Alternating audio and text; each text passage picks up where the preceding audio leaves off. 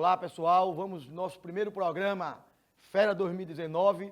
Hoje tenho o prazer de receber aqui no estúdio da Pajuçara o nosso professor Job, o nosso médico jovem, o nosso professor, né, e também formado em Biologia Job, uma das maiores competências e assumidade de Biologia do Norte e Nordeste. Hoje está aqui no nosso primeiro programa para abrilhantar e passar para você, aí em casa, deixar você pronto para o Enem 2019. Professor, fica à vontade. Tudo bom, professor? Muito obrigado, Valder. Muito obrigado, TV Pajuçara, a todos que estão acompanhando o programa. Eu selecionei temas importantes para o Enem, temas que sempre são cobrados. Genética, ecologia e evolução são sempre temas muito cobrados no Enem, e esses temas vão ser abordados por mim aqui agora. Começando o primeiro tema que nós vamos ver agora, começamos com ecologia. E ecologia sempre é importante destacar alguns pontos que são imprescindíveis, como, por exemplo, o ciclo do nitrogênio. O nitrogênio atmosférico ele é fixado por bactérias que ficam no solo, nas raízes de plantas leguminosas, notavelmente o risóbio, e esse nitrogênio é transformado em amônia e amônio, que vira nitrito, que vira nitrato, o nitrato sendo das substâncias químicas mais importantes desse ciclo, porque do nitrato você vai ter dois caminhos. Você vai ter o caminho da desnitrificação, para voltar a ser nitrogênio, e também o caminho da assimilação pelas plantas. Vale a pena ressaltar que o nitrato é fonte de nitrogênio para aminoácidos e bases nitrogenadas das plantas. Portanto, sem nitrato não tem planta, e sem planta nós não teremos animais. Esse ciclo é importante. Todo o esquema está montado aqui, lembrando a você que quando a planta e o animal, eles morrem, decompõem e liberam de novo a amônia e o amônio que vai voltar para o ciclo. Ciclo do nitrogênio, importantíssimo tema para Enem, não se esqueça. As relações ecológicas sempre são muito cobradas em Enem, e eu vou destacar aqui algumas relações importantes que você não pode deixar de lembrar na prova. A sociedade, que tem como principal característica a divisão de trabalho, as chamadas castas. Outra relação ecológica bastante importante é a colônia, cuja união anatômica é sempre o ponto mais que deve ser destacado, seja colônia isomorfa ou colônia heteromorfa. Essas duas são as relações harmônicas intraespecíficas. Outra relação importante é o canibalismo, quando o indivíduo mata outro da mesma espécie para obter o alimento e sua nutrição. Outra relação importante é a competição intraespecífica, que junto com o canibalismo formam as relações desarmônicas intraespecíficas. Com essas relações a gente fecha as intraespecíficas. E agora entra nas interespecíficas, que são entre seres de espécies diferentes. O mutualismo, qual é a grande característica? A dependência. Um ser vivo depende do outro. Aqui nessa imagem temos líquens e micorrizas. Líquens, associações de algas com fungos, e micorrizas, associações de raízes de plantas com fungos. Outra relação importante é a protocooperação, onde a dependência dos dois seres não é tão intensa quanto no mutualismo. A relação dos pássaros com os bovinos e do pássaro palito com o crocodilo. Outra relação importante é o comensalismo, quando o indivíduo se aproxima do organismo de outro ser para obter vantagens. É tanto que o sinal é mais para quem se beneficia e zero para o outro indivíduo. E para fechar as relações harmônicas interespecíficas, nós temos o inquilinismo, quando o indivíduo aloja-se no corpo de outro organismo para obter o seu abrigo, sua proteção e o seu aquecimento. Com isso, nós fechamos as relações harmônicas interespecíficas, ou seja, entre seres de espécies diferentes. Lembrando ainda do epifitismo, que é um tipo de inquilinismo especial quando uma planta cresce sobre outra planta. Outra relação ecológica que vai abrir o grupo das relações interespecíficas, desarmônicas, é o predatismo. Lembrando que o predador é um controle biológico na população de presas. Quando você vê um predador atacando uma presa, ele está fazendo um controle biológico. Se não fossem os predadores, as presas teriam uma superpopulação. Outra relação ecológica importante é a competição interespecífica, onde seres de espécies diferentes competem pelo alimento, pelo abrigo, pela água, pela nutrição. Outra relação ecológica importante é o amensalismo, que pode ser observado no fenômeno da maré vermelha, que é causado pelas pirrófitas, e também na relação entre bactérias e fungos, onde os fungos liberam substâncias que matam as bactérias. Com isso, nós fechamos as relações ecológicas, temos mais uma relação que é o grande carro-chefe das relações desarmônicas interespecíficas, que é o parasitismo. Lembrando que tem dois conceitos em parasitismo muito importantes, os parasitas monóxenos e heteróxenos. Quando não se tem o hospedeiro intermediário, o parasita é chamado monóxeno, e quando se tem o hospedeiro intermediário, dizemos que o parasita é heteróxeno ou digenético. Professor, rapidinho aqui, recebi agora uma mensagem quentíssima, uma pergunta de um aluno. E a pergunta é a seguinte: entre essas relações aí que o senhor falou, explicou, eu vou tirar 10 no Enem. Só ouvindo essa sua aula aí, qual a que vem caindo com mais frequência no nosso Enem de 2010 para cá? Não adianta falar muito de 2009 para trás. 2010 com o novo Enem, que é aquele que vem acirrando a briga aí para as maiores concorrências do Brasil. Valder, sempre o mutualismo é muito cobrado, a protocooperação é muito cobrado, o parasitismo é muito cobrado. Essas três relações ecológicas são as que são carro-chefe do Enem, porque envolvem seres de espécies diferentes, então sempre mutualismo, protocooperação e parasitismo, monóxeno e parasitismo heteróxeno são os mais cobrados. E agora, professor, na sequência de nossa super, mega aula, o que é que a gente tem? Eu separei biomas brasileiros. Os biomas nacionais vão surgir agora na tela.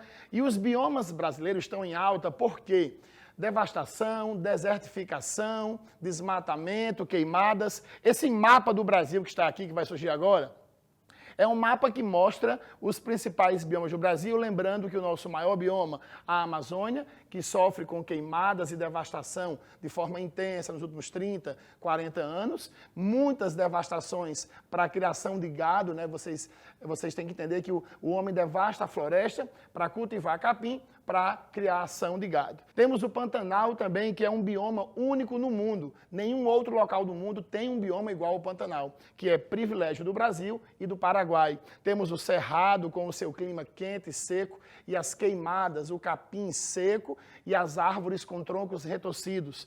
Temos também, no sul do Brasil, os Pampas, que são áreas planas com muito capim e importantíssimas na criação de gado. Temos a Mata Atlântica, que já foi praticamente toda devastada, onde você encontra plantas epífitas e muita biodiversidade. A Caatinga, com a sua desertificação, o seu clima quente e seco, muito importante ecossistema do Brasil, porque ocupa todos os estados da região Nordeste e o norte de Minas, Valder. E também a Mata dos Cocais, ou babaçuais, onde você encontra o babaçu, o buriti, a carnaúba, as palmeiras, que é fonte de artesanato. Fechando os biomas do Brasil, a Mata de Araucárias, de solo de terra roxa, muito importante, e os mangues, que são berçários naturais para várias espécies que lá reproduzem. Os biomas do Brasil, suas principais características, sempre são temas muito comuns em provas de Enem. Professor Job, e agora? Qual o tema que vai estar na prova do Enem de 2019? Importantíssimo, que o aluno não vai poder deixar de revisar aqui na TV Pajuçara. Olha, Valder, ecologia sempre é o carro-chefe do Enem. E dentre os assuntos de ecologia, impactos ambientais, sem dúvida alguma, é o carro-chefe. Eu selecionei aqui algumas imagens de impactos ambientais importantíssimos. Chuva ácida, que você muito bem sabe, vem da poluição e são formados alguns ácidos, como o ácido sulfúrico, o ácido nitroso e o ácido nítrico. Essa é a sua área, né, Valder? E aí esses ácidos causam impactos econômicos e ecológicos.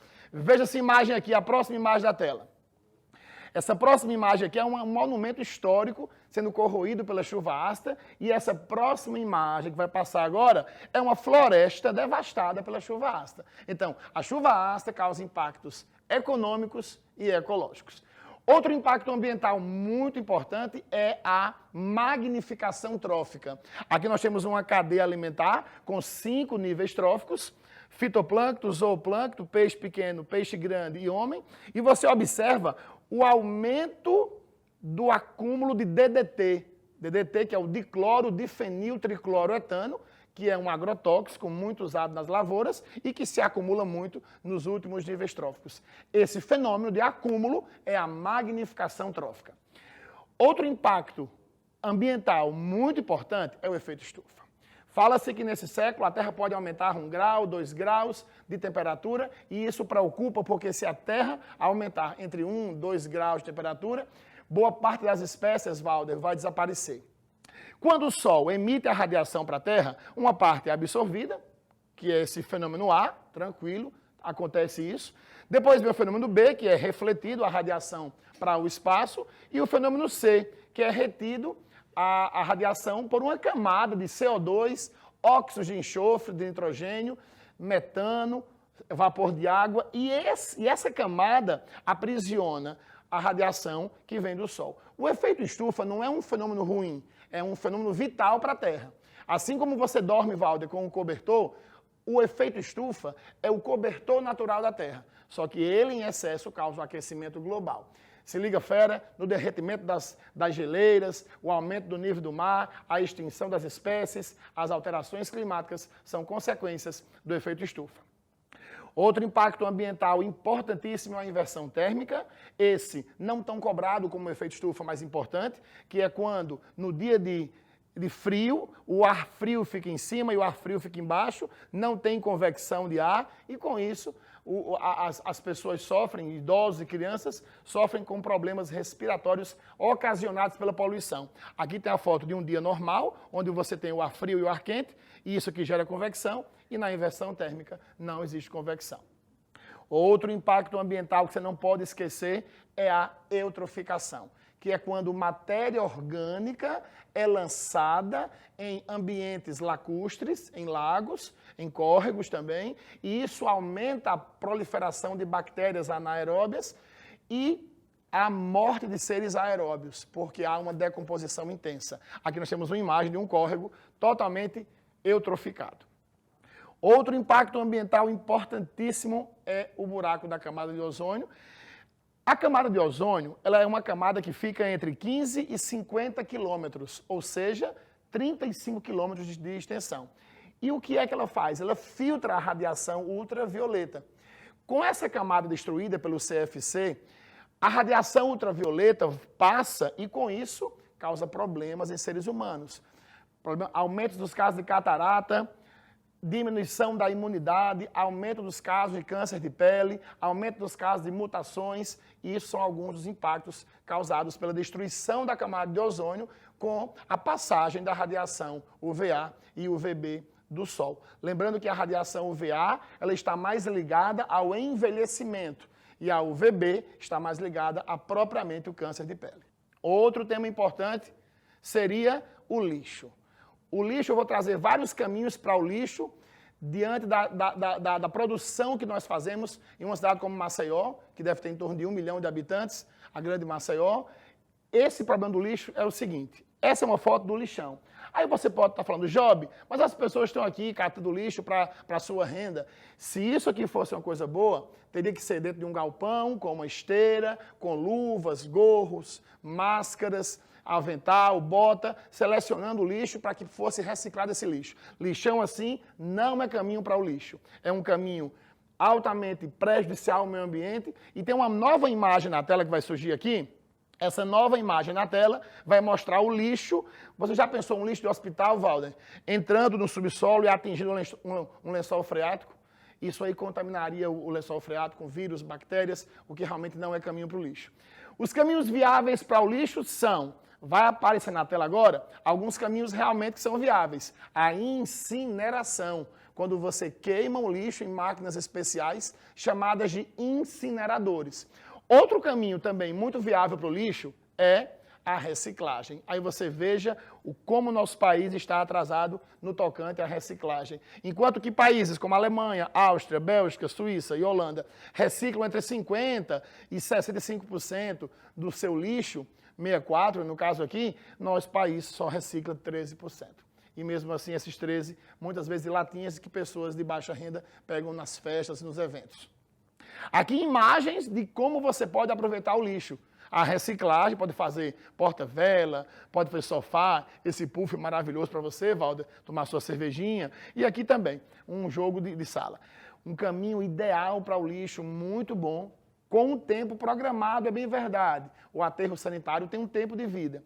No aterro sanitário tem que ter 3 fenômenos, senão o aterro realmente não é viável. A impermeabilização do solo, a drenagem do chorume para um centro de tratamento, que é a água podre do lixo, e também a queima do metano. Então, para um aterro sanitário ser realmente completo, tem que ter essas 3 coisas. Tem que ter a impermeabilização do solo, a drenagem do chorume e a queima do metano. Outro caminho viável para o lixo é o lixo nuclear ser colocado, e nesse caso aqui, essa imagem mostra o lixo nuclear sendo levado para regiões distantes da população, regiões desérticas, onde você vai colocar em containers de chumbo. Bem, esses impactos ambientais agora continuam com outra imagem aqui da poluição atmosférica. Essa também é a sua área, Valder. Você sabe que o monóxido de carbono é um gás altamente perigoso, porque ele se liga com as hemácias e formando a carboxiemoglobina, o que impede a hemoglobina de levar o oxigênio para os tecidos. Essa foto aqui de uma cidade altamente poluída, você tem o monóxido de carbono como o gás mais importante da poluição atmosférica. E aqui, uma última imagem, aqui uma penúltima imagem, derramamento de petróleo.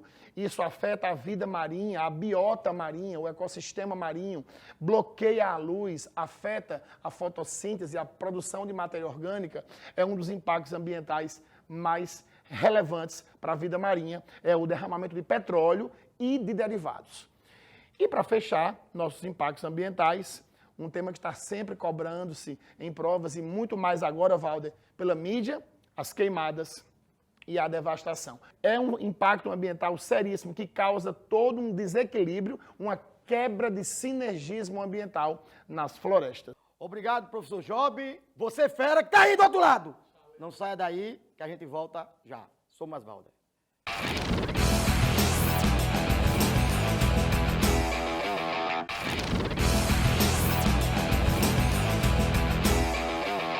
O astro, né, vai dar o show, vai ser o professor Damasceno, Geografia. Hoje, professor, o que o senhor trouxe aqui para todos os futuros férias que já estão ligados, já está acostumado. Desde sábado já tem, já tem a hora certa para pegar sua pipoquinha, sentar em frente à TV e colocar na TV Pajuçara. O que o senhor trouxe para a gente aqui, professor? Muito bem, Valder. O que eu trouxe é um assunto que eu sei que vai cair no Enem, todo ano cai, que é industrialização. Industrialização do Brasil, geral, até a gente abordar a industrialização do Brasil na atualidade e a indústria 4.0. É isso que a gente vai ter na nossa aula. Então você aí, corra, pegue seu caderninho, porque enquanto eu estou falando, você já vai se ajeitando aí em frente à telinha, que o show vai começar com o professor Damasceno. Professor, é com o senhor. Muito bem, Valder. E aí, rapaziada, meu querido, minha querida, você que vai fazer o Enem, você que faz Sou Mais Valder Curso, você que faz questão de humanas, sabe que está muito bem preparado e vai detonar a questão sobre industrialização. Industrialização é muito importante e o Brasil é um país industrializado. Então, já que o Brasil é um país industrializado, fera, na hora da prova, o que é que você precisa saber? Você precisa saber o contexto histórico, quando o Brasil começou a se industrializar, qual é o papel do Estado nisso, qual é a classificação dessa indústria brasileira, em que momento da história ela se dá. O surto de industrialização do Brasil acontece com a Era Vargas, que o Kid, o Moacir, deu um show de aula aqui no espaço da TV Pajuçara, Fera 2019. Então a gente vai falar um pouquinho sobre isso. Agora, para a gente entender a industrialização na Era Vargas, tem os antecedentes. Então, no século XIX, na segunda metade do século XIX, o Barão de Mauá, por exemplo, no segundo reinado, dá início a um processo de industrialização. E, Valder, uma coisa interessante é que o Brasil foi o último país da América a ter escravidão. E quando a escravidão acabou, houve uma festa porque foi inaugurada uma cervejaria no país. Então a gente já tinha indústria, só que a gente não tinha um surto, a gente não tinha uma indústria mais completa, né? Bom, sabendo disso, então lá no século XIX o Brasil já tinha algumas indústrias mais pontuais, elas não estavam integradas. O papel do Estado será importantíssimo. Quando Vargas chega ao poder e acaba a República Velha das oligarquias, o Brasil vai mudar de agrário para industrial, de rural para urbano. Então começa esse processo de industrialização. A indústria com Vargas, ela está baseada nas empresas estatais. O dinheiro que o Brasil teve veio com o processo de acumulação do capital proveniente da cafeicultura, as indústrias eram de base. Esse é o primeiro momento. Para a gente compreender esse processo de indústria do Brasil, tem sequência com o JK, na fase chamada internacionalização da economia, onde JK traz, ele convida agora em um número maior as empresas multinacionais. E para a gente entender, fera, industrialização, um momento importante, você também tem que compreender aquele período que vai de 64 a 85, conhecido como ditadura civil-militar. Os militares no poder também investiram no processo de industrialização do Brasil. Para você ter ideia, na fase dos militares que vai ser inaugurada a Zona Franca de Manaus. Também com os militares serão criadas empresas estratégicas, tais como Embraer, Embratel e Telebrás. Então, o Brasil, quando ele se industrializa, esse processo de industrialização já tinha se iniciado há muito tempo na Europa e depois nos Estados Unidos. Então, na hora que você for marcar a questão, lembre-se, o Brasil, assim como o México e a Argentina, estão classificados como países de industrialização tardia ou retardatária.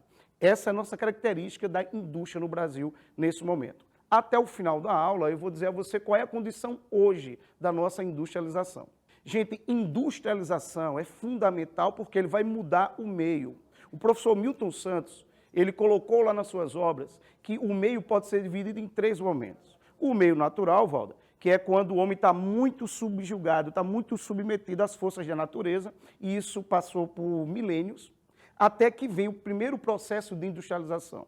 Quando são inventadas as máquinas a vapor e a locomotiva, por exemplo, a gente vai ter uma alteração na relação tempo e espaço, na modificação que o homem vai imprimir nesse meio. Então, com a industrialização que ocorre na Inglaterra, iniciando o país pioneiro, depois a França, através do seu processo revolucionário, começa o que Milton Santos chama de meio técnico. Eu tenho as máquinas, eu tenho a locomotiva, eu tenho a máquina a vapor. É muito importante que você compreenda, fera, que esse assunto de industrialização, ele está conectado com fontes de energia. E qual é a fonte de energia que vai catapultar a Inglaterra para se tornar senhora dos mares e o maior império que a humanidade já conheceu do ponto de vista de extensão? É o carvão mineral. Portanto, não esqueça que nesse primeiro momento de industrialização da humanidade, a gente terá indústrias simples, como a indústria têxtil, a máquina a vapor e a energia, que é o carvão mineral. Isso vai acontecer meados do século XVIII. Inicia-se aí o que a gente chama de primeira revolução industrial. Inglaterra pioneira, depois a França, logo após o seu processo revolucionário, o norte da Itália também. Esse momento vai até meados do século XIX, quando os Estados Unidos vai descobrir petróleo na Pensilvânia e começa uma nova etapa. Se o carvão permitiu a Inglaterra se industrializar muito, o petróleo vai fazer isso elevado a uma grande potência aí, os Estados Unidos a se tornar o país mais industrializado do mundo já no final do século XIX. De 1760 a 1850, nós temos aí a primeira Revolução Industrial, segunda Revolução Industrial. Esse período é chamado de Revolução Industrial Clássica ou pioneira, porque inicia-se nos países do capitalismo central. De 1850, esse processo vai até meados do século XX, ali por volta da Segunda Guerra Mundial. Então, você terminou aí a segunda Revolução Industrial, a Revolução Clássica. É importante que, nesse tempo, você também situe, assim como o Kid falou sobre a Segunda Guerra Mundial, o papel da União Soviética, da China, na industrialização.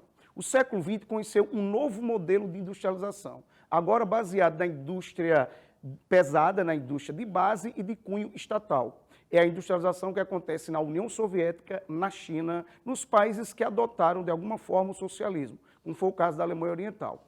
Esse tipo de industrialização, fera, na hora de marcar a questão, lembre-se, chama-se de industrialização planificada, ou seja, aqueles países que adotaram o socialismo como modelo social e econômico. O Brasil virá depois, assim como o México e a Argentina, que é o planificado. Beleza? Teacher, tem uma pergunta. Ok, Valdo. Pergunta de Michele Paz. Ela quer saber quais as principais consequências do processo de industrialização no mundo e no Brasil. Bom, o processo de industrialização é que os impactos são vários. Por exemplo, a industrialização vai estar atrelada diretamente à urbanização. É o processo de industrialização que vai atrair uma população que vive no campo, muitas vezes em condições precárias, e serão atendidos para as novas profissões, as novas áreas que surgem na cidade. Esse é um aspecto do ponto de vista econômico e social. Tem o ambiental. Como a indústria faz parte do setor secundário, a transformação que ele impõe na natureza é muito grande, para o bem e para o mal. Os impactos ambientais são muito grandes, e um exemplo bem próximo que a gente pode fazer é a respeito das mudanças climáticas, do aquecimento global, por exemplo, da chuva ácida. Londres e Manchester foram as duas primeiras cidades do mundo a conhecer um problema ambiental chamado smog, que é a mistura de smoke com fog. Então, ou seja, aquela neblina da poluição gerada naquela região. Então, você tem impactos, Valda, desde o ponto de vista econômico, social e também ambiental. Porque muito dos produtos... Professor, tem uma visão da gravidade desses impactos ambientais. Esse assunto, né, você está acompanhando aqui na TV, está acompanhando aqui na TV Pajuçara, o assunto que ele falou de chuva ácida, isso é abordado na prova de ciência da natureza, que tanto pode cair em química, como pode cair em biologia, como é abordado também aí em geografia e em qualquer outra matéria, para você ver a gravidade, né, o que o nosso ambiente está passando devido à industrialização. Tem muitas coisas boas, mas... Exatamente, Valdo. E assim, é certeza, assim, sem medo de errar, que os assuntos que envolvem impactos ambientais vai cair no Enem todos os anos, seja em ciências da natureza, seja em ciências humanas. Então, assim, isso é um tiro certo, tá certo? Se você quer se dar bem no Enem, estuda esses impactos provocados pela industrialização no mundo. Valdo, na sequência, né, houve um momento muito interessante que foi o surgimento do termo os tigres asiáticos, né? Quando isso acontece, quais são eles e suas características? Os tigres asiáticos foram assim chamados porque alguns países do Extremo Oriente, eles apresentaram um crescimento industrial, econômico e social acelerado, muito agressivo. Aí os economistas compararam ao tigre, que é um animal endêmico da Ásia. Quando se deu isso, gente? O início dos anos 70, e é consequência da expansão econômica do Japão. O Japão, que foi destruído na Segunda Guerra Mundial, o único país até agora que recebeu 2 bombas atômicas, e esperamos que nenhum outro receba, fica o legado, fica a história, né, da capacidade que o homem tem de destruir o planeta, que não aconteça mais. Mas a economia do Japão se recuperou, e aí vai aquela dica para você também. Você sabe que os Estados Unidos, quando termina a Segunda Guerra Mundial, sai muito poderoso economicamente, uma superpotência. Metade do PIB do mundo pertencia naquele momento aos Estados Unidos. Então, os Estados Unidos, ele queria, né, dentro da questão da bipolaridade, da Guerra Fria, conter o avanço do socialismo ali na Europa e no mundo. Então, ele vai criar planos econômicos de ajuda econômica à Europa, é o Plano Marshall, mas para a Ásia também houve um, que foi o Plano Colombo. Resultado, o Japão estava ali geograficamente cercado de países que estavam em vias revolucionárias ou já era revolucionário. União Soviética, China, Península da Coreia, Península da Indochina. Portanto, os Estados Unidos vai recuperar a economia do Japão, vai ajudá-lo, porque vai transformar o Japão em uma vitrine para segurar, conter o avanço do socialismo ali. A economia do Japão cresce tanto, se recupera tanto, que em pouco tempo o Japão se torna a segunda economia do mundo.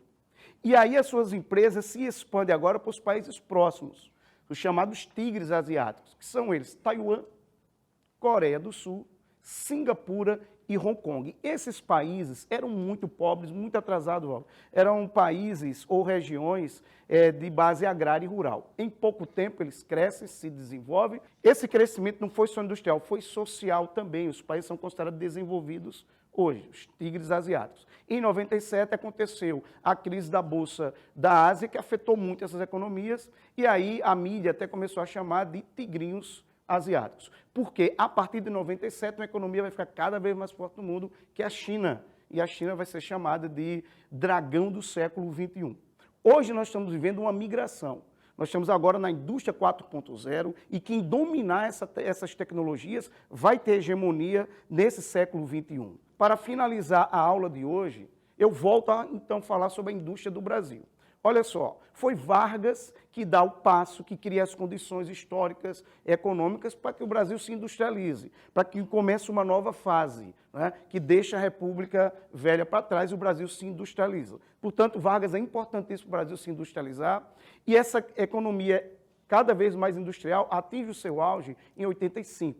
Em 85, cerca de 25% do PIB brasileiro era voltado para o setor secundário, para a indústria.